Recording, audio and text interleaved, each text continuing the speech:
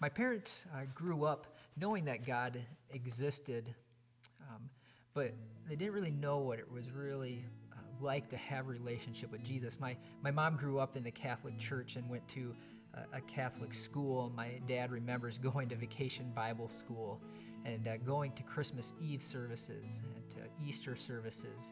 But they both talk about just the realization that they didn't know what it meant to really be a follower of Jesus. Well, my parents moved to Iowa from Minnesota in search of work, and they were befriended by a man named George Dolphin. And George has a crazy story. And George was into alcohol and drugs. He loved fast cars. But Jesus came and intervened into George's life, and George gave his life to Jesus. And I think about that story of George and even my parents' story of how they were saved, and how that story is so much different from my story. And sometimes I wonder, would I have rather had their story than the story I have?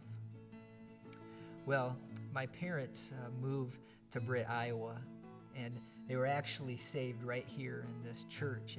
And Britt is a great community. It's in north central Iowa, and it's a small town, a farming community made up of about 2,000 people. And there's really three things that probably make Britt famous, and that's the National Hobo Convention that's in August, and it puts tulip time to shame, let me tell you.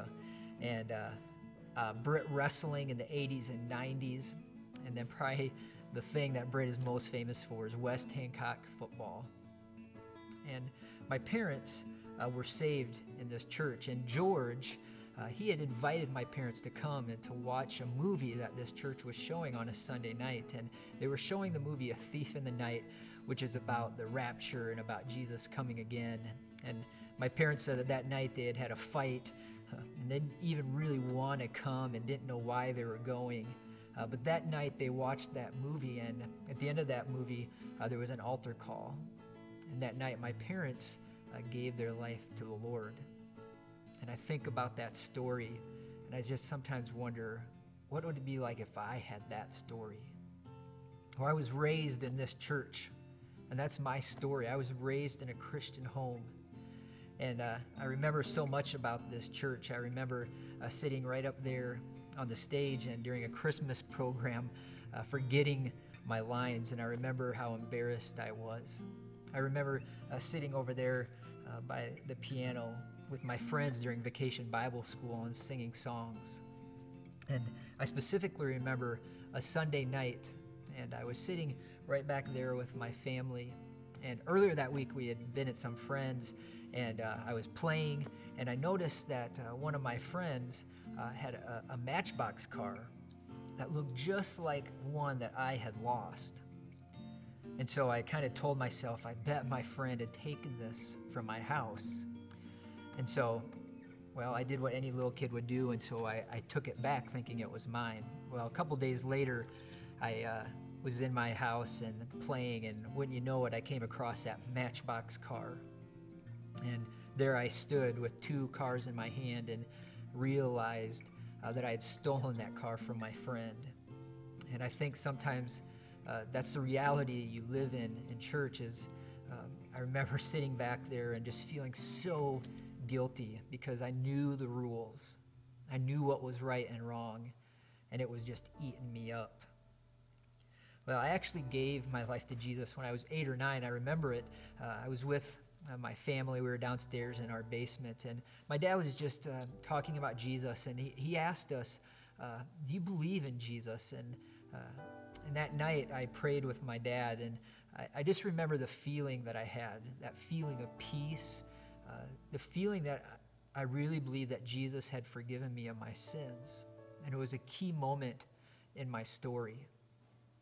I went through middle school and high school, and I loved going to school. I know a lot of people hate it, and they hate the awkward middle school years, and they're ready to get on with life and get out of high school. But I went through those years, and I really tried hard to be a follower of Jesus. And I didn't drink, I didn't smoke, I didn't swear, And I was really trying my hardest. And a lot of people, I would say, knew that I was a Christian, probably because of how much I went to church and because of some of those things I didn't do. But I do have some regrets about those years. And I think one that I had was just the way that I used my mouth, the way that I spoke with people. It's funny that I could have some outward signs, like not swearing and not drinking, to kind of try to prove that I was a Christian. But somehow, I think the way I used my words, it gave a different story, not one that I'm proud of, and it's still something I struggle with. I think the other thing I regret the most is not sharing my story with my friends. And middle school and high school can be a time in our life that's just hard. After high school, I remember going to Central College in Pella, and I loved being at Central College. CUI, may your glory never die. And honestly, I thank the Lord a lot that I didn't go to a place like Simpson or Wartburg. But the Lord, in His graciousness, has shown me that He, too, loves those colleges. But I really did love being at school, and I learned a lot in those first months and in that first year.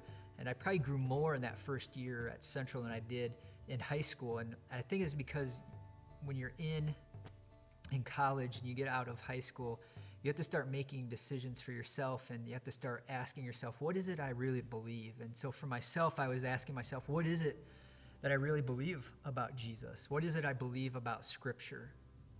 And in the middle of that year, I remember having kind of a God moment, and I really believe He was asking me, are you going to weigh the costs of following me? Are you going to give up your desires and your longings to take on my desires that I have for you? And that's hard.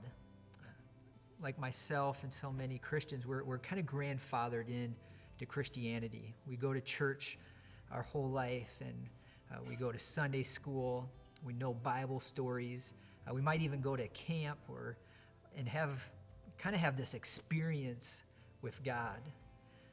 But we never kind of make that relationship a part of our daily walk.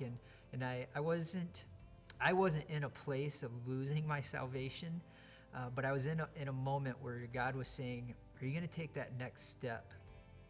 Are you going to take that next step where you give it all to me? And there's a piece of Scripture in Matthew that has kind of always haunted me. And Jesus, He says this, and He says, not everyone who says to me, Lord, Lord, will enter the kingdom of heaven, but only he who does the will of my Father who is in heaven. Many will say to me on that day, Lord, Lord, did we not prophesy in your name, and in your name drive out demons and perform many miracles? Then I will tell them plainly, I never knew you. Away from me, you evildoers. And I just know that I don't want that to be my story. I don't want to go through life, going to church, doing some good things, and get on the other side of eternity and have Jesus say, I never knew you. And that's what Jesus was calling me into. He was saying, will you follow me wholeheartedly? I used to live in a house right across the street from this church, and that house is no longer there, but I have a lot of memories from that neighborhood. And I remember the old lady that lived right next door to us, and she'd invite us into her house and give us Twinkies. And the reality is that lady, she needed to know the love of Jesus. And I remember across the block, Kim Pearson and her family, she was tragically murdered.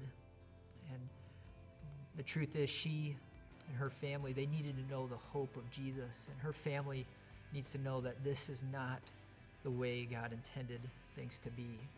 And right around the corner on the same block, my friend Paul lived, and he was one of my best friends through elementary, through middle school and high school, and even through college. And I remember one night coming home, and I got a phone call from another friend, and he had said, Paul's been killed in a car accident.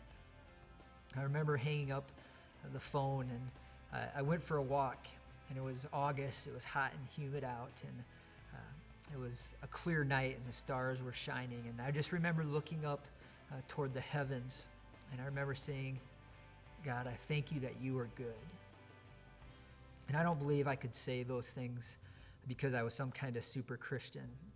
I think I could say those things because I knew that the reality was that Jesus was good. Because of what I had read in Scripture, because of how He had been faithful to me, I knew that right now in that moment of tragedy that God was still good. And that's part of the story that I'm to live out, and the part of the story I'm to tell. And the truth is, I don't know why Paul died at the age of 24 and left behind a wife. I don't know why my grandfather decided to commit suicide. I don't know why George Dolphin, who had befriended my parents and is a key reason why they gave their lives to Jesus, I don't know why he was in an accident and was paralyzed, and eventually he would pass away because of that accident. I don't know why a man here in Britt was diagnosed with cancer and would die of cancer, even though almost the whole community was praying that he would be healed. I don't know why there's so much hurt and pain, but I know the hope of Jesus. I know that He is ultimately good. Some of my favorite scripture is Genesis 1 and 2 and Revelation 21 and 22. And I love those pieces of scripture because it's a story and a picture of how things were supposed to be. And there's a picture of how it's going to be. And that's the hope I have to cling to. You know, there's times when I find it hard to be a Christian, and there's some days when I kind of honestly want to give up, and I ask, is this really worth it? And Jesus always brings me back to this reality that He is good, and that He loves us, and that He calls us into a relationship with Him, and that His story is my story, and that's the story I'm to share with others.